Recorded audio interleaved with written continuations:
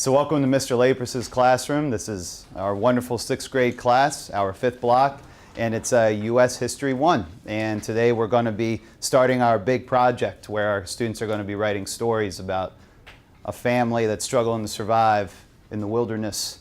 And we're actually going to start by reading a story from an article about a guy who actually works just down the road from here. There's a company. Do you remember on the first day of school when you guys got off the buses, there was like people giving high fives and stuff, like adults who weren't teachers? So there's a company next door where this guy works at, but a few weeks ago he went out to a place in Colorado, and if you look at the headline, anybody want to take a guess what happened to him? Or raise your hand, anybody want to guess? Yeah.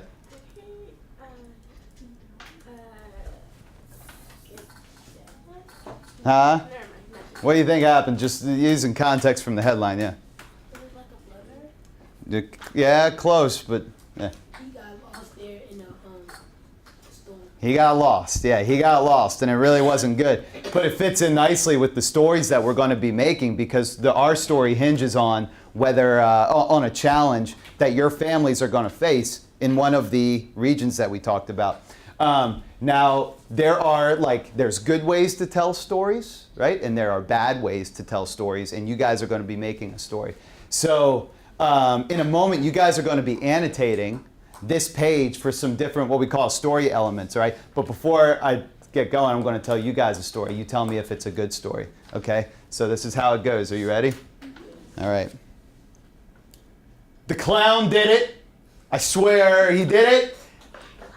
Okay. By the way, my name is Mr. Lapres, and I have a wonderful family, and it was a bright and sunny day. And when we saw what he did, and then everything got all better. The end. What? Was that a good story? No. Raise your hand if you think that was a good story. Yeah, that wasn't a very good story. Who can tell me why it wasn't a good story? What were some things wrong with the story? Other than, I mean, if you, like, honestly, a clown doing it, that makes a good story. That was It, right? That was the movie It. You ever seen It? But what made that a bad story? Yeah. Okay, first of all, I didn't have any detail. What did the clown do? I don't even know. Yeah, what else? Didn't have it in the right order. It wasn't in the right order. What should have come first? Do you remember what part of my story I said that I didn't say first, but probably should have come first? Yeah, or somebody. Yeah. That it was a bright and sunny day. Yeah, something like that. Set up the setting, the time of day. Start us off with some type of introduction. What else? What else was out of order? Yeah. Yeah, my name, like my introducing myself, kind of came in the middle. There are good ways to tell stories, and there are bad ways to tell stories. And I just told the story in a pretty bad way because everything was out of order.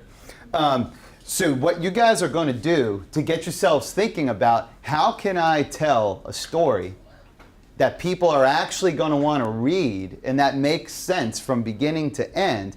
It might even make you cry. It might make you laugh. Okay, we're going to be reading the story of, and Jeff Jameson. He's the fellow who works down the road who got lost, as you said.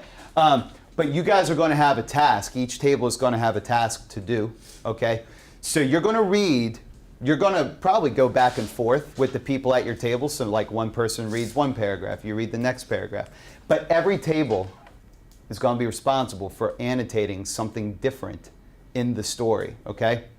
So these first two tables, you two tables right here, okay? Your annotating job as you read, I want you to underline every time you see a word or sentence that describes the setting, or the characters, okay? Setting and characters. You guys got that? Do you need help on what setting and characters are? Setting is like place, time, characters are the people's names. All right. These two tables, so you guys, so these two are setting and characters. You two guys are going to find for us, let's find the challenge. So when I want the most important, when you get in there, like what in this article tells us the biggest challenge, like the challenge that this guy has, okay? Underline just that. I don't need the setting, I don't need the name, just give me the challenge. These two tables here, you guys are going to be annotating When you guys find, this is tough. Do you know what the climax is? What is the climax? Does anybody know? So every story has a climax to it. Does anybody know, like, at what point on this little drawing the climax might be? Like, what point of the drawing? Because it's a good visual. Yeah. Yeah, it's this part right at the top. This is like the most dramatic. This is dramatic. This is the most dramatic point, okay? Like the part where it could go one way or it could go the other. The guy could live or he could die. The climax is what I want you guys to underline. It can be tough to find, okay? And you two, these two tables, you guys are responsible for what we're going to call the falling action. The falling action is what happens after the climax, and it kind of ties up all of the loose ends of the story. So like you might see something about what happened to him after this story happened. What did he do? Did he come back home? Did he write a book? Stuff like that, okay? So you guys are looking and annotating just for the falling action. So you guys are setting in characters. You guys are the challenge. You guys are the climax, and you guys are the falling action, okay? And I just want you to annotate it. Same thing. Just underline the sentences or the words that do it. And you guys can read like one paragraph at a time. All right? So, any questions before you go? Yeah. So the falling action is like what happens after. It's what happens after the big dramatic moment. It's what happens, you know, like, and they lived happily ever after type part. Okay, so just keep your eye out. And if you get confused, just raise your hand. All right. Yeah. Can dramatic be like you got lost or not? Yeah. I just want you to try to determine what you think it is. This is like an English lesson, not social studies, so we'll try our best. All right. I'll put like a 10-minute timer up here for you guys to do this, and then we'll get back and see how we did. All right? So you guys can begin. Make sure you read to each other. Yeah, definitely.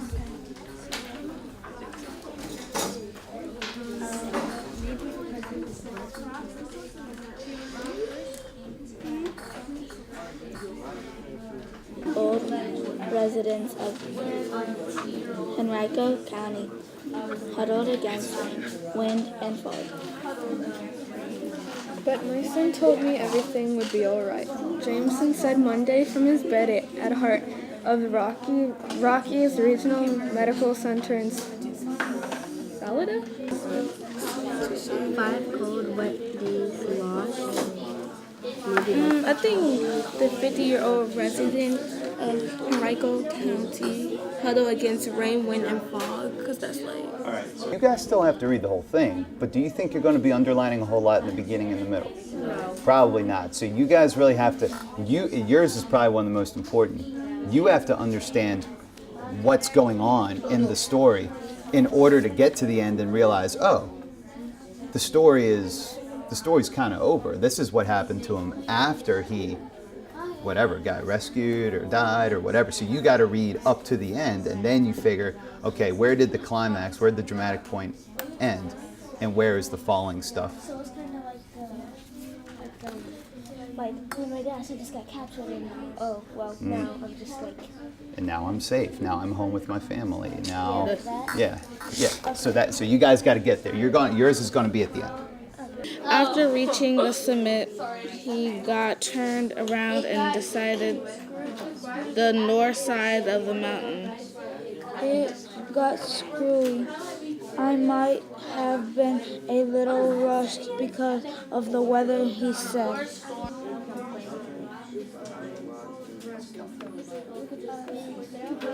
I don't know what that was, but I don't even want to go back there. Kind of out of order.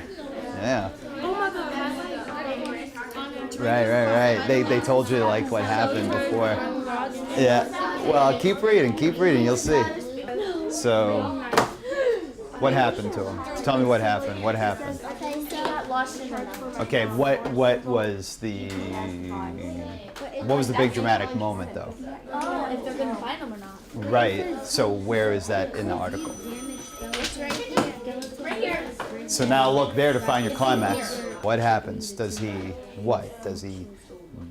die? Does he get rescue? Does he find his way back? Like, where is that? Yeah, like, where is that in the story? Reported him missing, so that's the big dramatic moment. Had anything happen to him at that point? Usually the climax comes towards the end. Wink. So, can you close that? So what I want you guys to do really quickly, is remember how when we annotate, most times we underline, but sometimes we write in the margins, okay? Remember we write in the margins like definitions and stuff. What I'd like you to do, just to kind of help yourself out, because you're about to sit with somebody who was in a different group, who had to underline a different element of the story. And you're going to share with them where you thought your element was, and you're going to ask them where they thought theirs was. So what I want you to make sure you do right now is in the little margin, wherever you have some space, underneath some places where you underlined, I want you to write whatever it was that you were looking for. Whatever it was that you were looking for. So like, how about this? Just to make it easier. For the following action people, you guys can just write FA in your little margins, and that's how we know following action, just so you don't have to take a whole lot of space. For the setting characters, you guys can just write SC, okay? So you guys can just write SC, so you don't have to like,